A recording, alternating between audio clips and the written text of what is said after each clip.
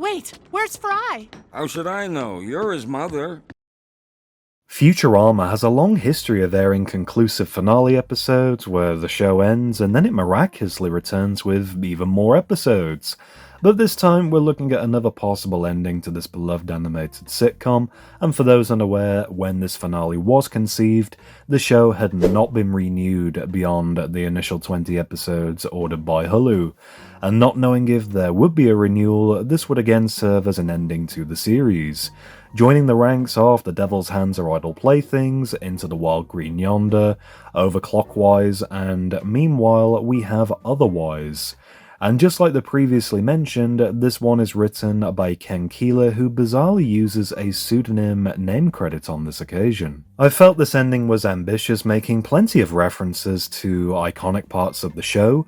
I was also surprised by the subtle details to things that we haven't seen since the Fox era being referenced.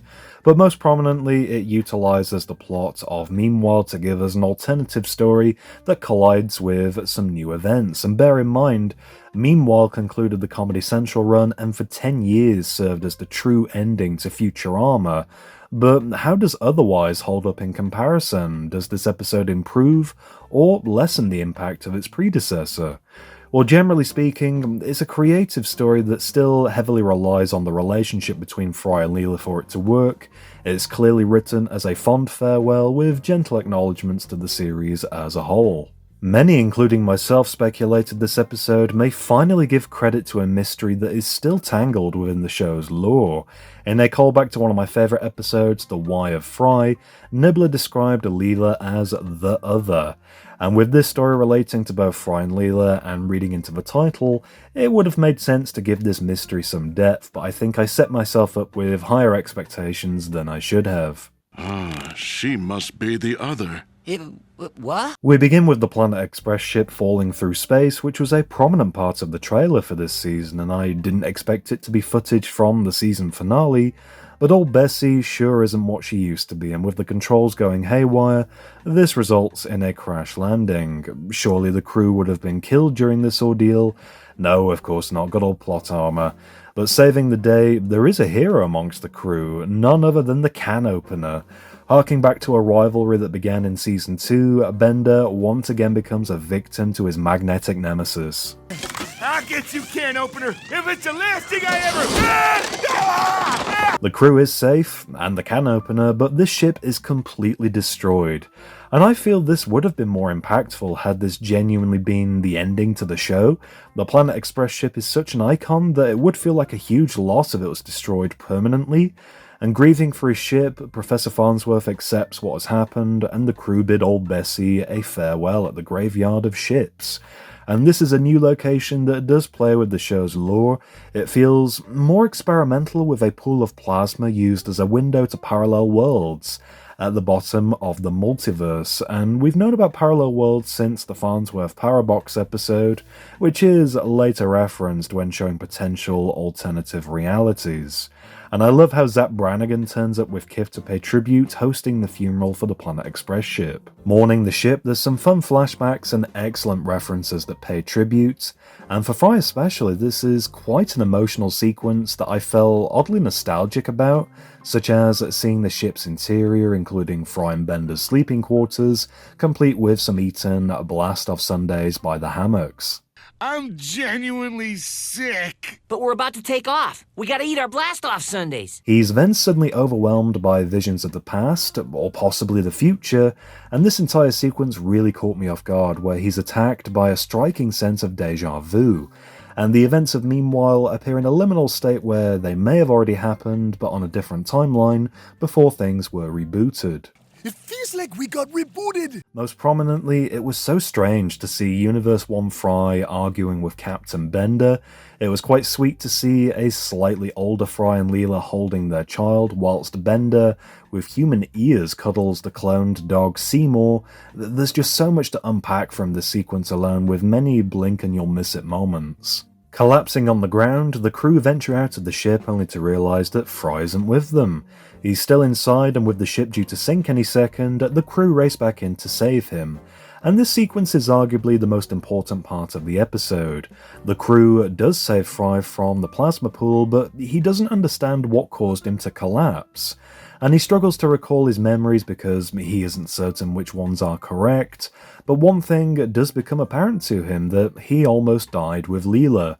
And inspired by one of the visions from Meanwhile, he decides it's finally time to propose. And I really like this scene where Fry is getting ready to pop the question, because it's almost as though we're looking at events that took place leading up to Meanwhile. Luckily, there's no time button to screw things up, and the couple do meet for dinner at the Vampire State Building. But when trying to propose, the deja vu overwhelms him once again, giving him another existential crisis. And rather than falling off the building, he gives himself a concussion but is still plagued by visions of possible alternative realities. But getting to the bottom of this will have to wait, because the professor has built an entirely new spaceship to replace old Bessie. Sadly, it doesn't have the same charm to it, however. It's too sleek and stylish, but at the very least it has all the latest lengths of wire. For a one-off, I love this design and how they utilise 3D shots to capitalise on it being brand new, and the onboard computer is a great reference to the voice actors Tress MacNeille and Maurice LaMarche, combining their names. I hired the world's greatest voice actor, Tress LaMarche.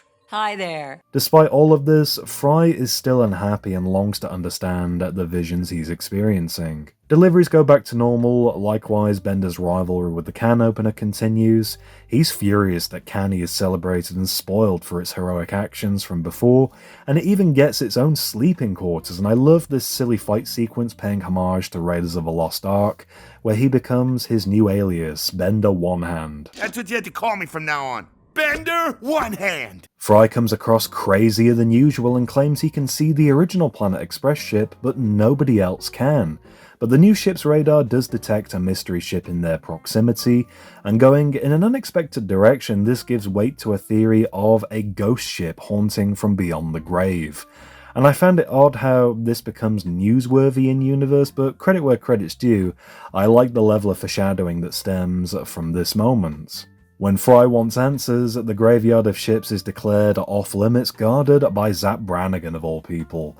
But luckily, he's not much of an antagonist and easily fooled with the new ship's cloaking device and his own stupidity. Remember, we'll simply pass right through the gate. Being invisible doesn't... Oh, jeez.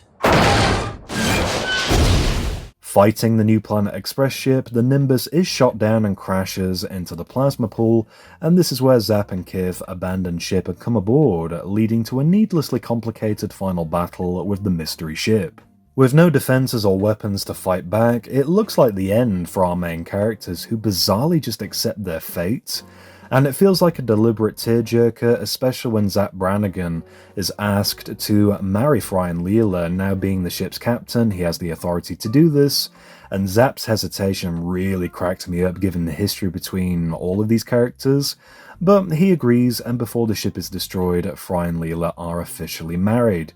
But big reveal, the mystery ship is the original Planet Express ship, and the Planet Express crew, and this was an alternative timeline all along, bordering on a Deus Ex Machina type conclusion, and I will say the attention to detail is to be applauded, and during the fight between Leela and Zap, there's a sneaky shot of Leela firing torpedoes from inside the original ship, which could have been seen as an animation error, but no, she was literally firing on the alternative crew. If this were the show's ending, would I have been satisfied? Not really. It's heartfelt, but only because it's riding the coattails of what I'd arguably describe as the perfect ending to this show.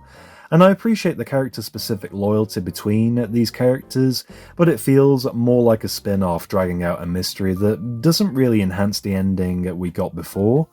And with this being the finale, I thought it'd be fun to rank all 10 episodes of this new run from best to worst.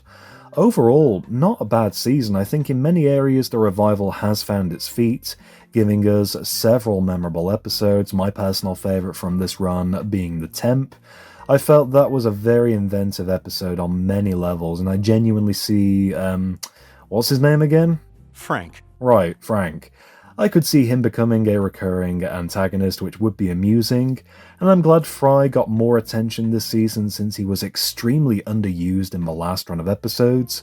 And it was also great to see the side characters like Hermes, Amy, and the Professor given more story-centric focus. As it typically goes, some episodes were real stinkers, like the season premiere looking at NFTs. For sure, my least favourite, the anthology episode tried its hardest, but only the Tintin parody stood out. And Quid's Game felt like it was trying too hard to pull on your heartstrings about Fry's traumatic childhood. Maybe this one will age better with time, we shall see. But anyway, let me know in the comments if you agree with my ranking of all 10 episodes from this run, and what your order is from best to worst. As always, I love hearing your thoughts and opinions. If you enjoyed this review, please leave me a like, and for more Futurama related videos, be sure to subscribe to my YouTube channel, DVD Review Studios.